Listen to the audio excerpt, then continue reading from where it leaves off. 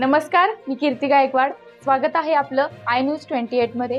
चला तर मग जाणून घेऊयात महाराष्ट्रातल्या ताज्या घडामोडी। रिसाळा येथे रंगले कबड्डी सामने।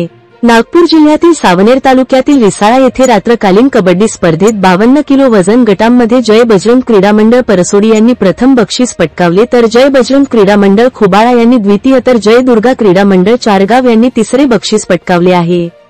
65 किलो वजन गटांमध्ये जय बजरंग क्रीडा मंडळ खोबाळा यांनी प्रथम बक्षीस पटकावले आहे, तर दुसरे बक्षीस शिवपुत्र क्रीडा मंडळ चांपा व तिसरे बक्षीस श्री गोवर्धन क्रीडा मंडळ बडेगाव यांनी पटकाविले आहे।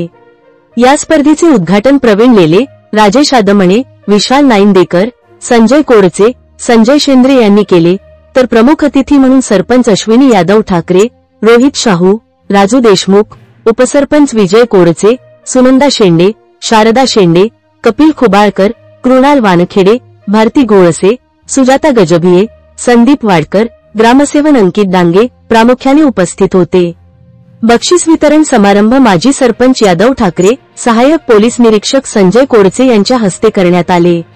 हा कार्यक्रम यशस्वी करण्यासाठी भुजंग शेंडे, रमेश शेंडे, रूपचंद शेंडे, श्रीराम राऊत, राजू नेहारे, शशिकांत देशमुख, चंद्रशेखर इखार, भोजराज नेहारे, सुरेश बोरीकर, गुणेश्वर शेंडे, चरणदास खंडाते, बंडू शेंडे, विजय कोरचे, मनोज शेंडे, रंगराव शेंडे, अर्जुन राऊत, सागर शेंडे, निखिल शेंडे, निशू वघाटे, गणेश नेहारे, ओमेश्वर नेहारे व गावातील प्रतिष्ठित नागरिक प्रामुख्याने उपस्थित होते।